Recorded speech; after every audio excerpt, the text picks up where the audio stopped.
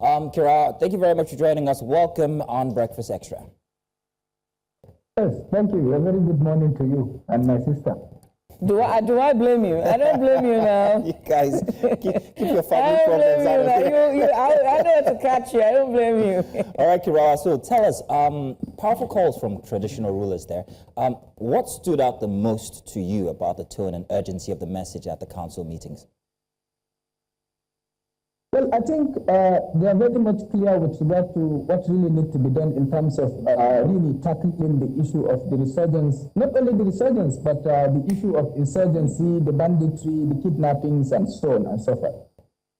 First, I will start with the quotation by the famous Yusuf Maitamasule, the Masan in Kano of late memories. He said that any people that abandons their culture will lose their respect and their identity. And any people that try to emulate an alien culture will end up being a caricature of what they are trying to copy. They will be out of sorts everywhere, at home, nowhere. The point is, in the Nigerian system, looking at how things have been going, even pre-independence, independence, and the security situation now, it seems that the traditional institutions who have been the custodians of our tradition, the custodian of our culture, the custodian of the rich values that we have, the African values, have been sidelined along the line, which really metamorphose into serious security threats, because then the traditional leaders know whoever that is coming to a community and whatever he is coming to do to that community, and so on and so forth. But along the line, the traditional institutions are just they are supported.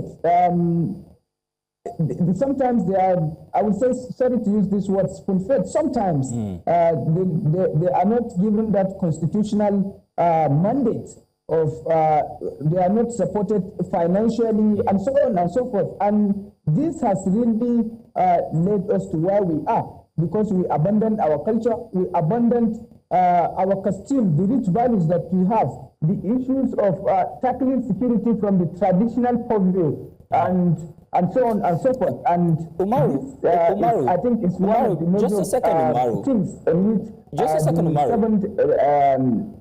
The meeting of the northern leaders really pointed out to. Okay then, Umaru, I didn't want you to go too far. Can you please explain exactly or define what these traditional means of security is? Let's get an idea of what that apparatus is as against what it is coming from the top to bottom, since they're speaking of security from bottom up now. What are those traditional means? Yes, you know, like I've started saying it, the traditional institutions are the custodians of the culture, the tradition, the norms, the values. Sometimes they shape the behavior of how the society really works. And they advise if there is any problem within the community, the Bulama will invite the person, the person that is having maybe an alien behavior in which to correct and to advise, and then where necessary, certain measures will be taken to address. We have the Borno Empire, which has been there for over 1,000 years. The Oyo Empire is there. And different traditional system of governance in Nigeria, even before the amalgamation of Nigeria in 1914. As such, that African culture of addressing the root causes of the security problems have slightly deviated. And as such, there is the need to bring these people on board, give them all the necessary powers, because they know the community better than any person in the society, the traditional institution. They are more closer to the people, they are hard of, and they are impactful in the community in terms of what they say and how people see it. And as such, there is the need to empower them, give them morals, and of course, if need be it, give them the roles. This issue of madness of yesteryears in Plateau, in Borno, in Benue, and other parts of the country will become history. All right. One being informed that we're joined by the chairman, Borno State Civil Service Commission. He's the secretary and spokesperson for the Borno Elders Forum, and that's Dr. Bulama Mali Gubio. Dr. Gubio, many thanks for joining us. We appreciate you for coming on. I would like to also just start with ask you, right? Given the concerted calls by the leaders as well as the Royal Highnesses, the Royal Fathers, talk to me about the security situations and the need for this urgent call for concerted efforts in treating security for these communities. Thank you very much. The security situation in the country is becoming worrisome, and that prompted the traditional fathers across the north to converge in Maiduguri to discuss the issues. Actually, security of the land used to be the responsibility of the traditional authority and the police. The Nigerian police always collaborated and worked very closely with the traditional institutions.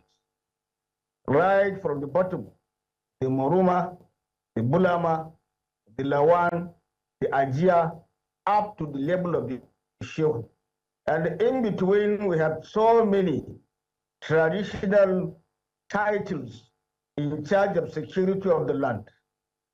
Every Moruma, every Bulama knows who and who comes in and goes out from their community. You will never enter any community without being noticed by the traditional authorities. They will ask you, they will investigate you before you settle down. If you are to be given accommodation, that accommodation should also be confirmed by the traditional authority there, whether it is the Muruma, the Bulama, or the Lawan, before you get the accommodation. But since 1976, when local governments were created, the power of the traditional authorities were completely taken away and given to local government authorities. And the local government system was based on political inclinations. And local politicians cared only about getting power through the ballot box. So they never wanted to offend anybody. Even if there are criminals, they would overlook sometimes they overlook them. And then the Bulama, the Moruma, the Lawan, the Hidisri, all of them had no power of arrest, no power of questioning. Then the idea of freedom of association, freedom of movement in Nigeria is also there. Everybody has the right to go anywhere he wants to go at any time, settle anywhere, anytime he wants. And that also empowers criminals to access societies, communities without being checked, because the Constitution of Nigeria allows them free movement, freedom of speech, freedom of association, settling anywhere they want. And that rendered the traditional authorities powerless, helpless. Then the issue of now insecurity is coming back. For the last 16 years, the Boko Haram insurgency had died down.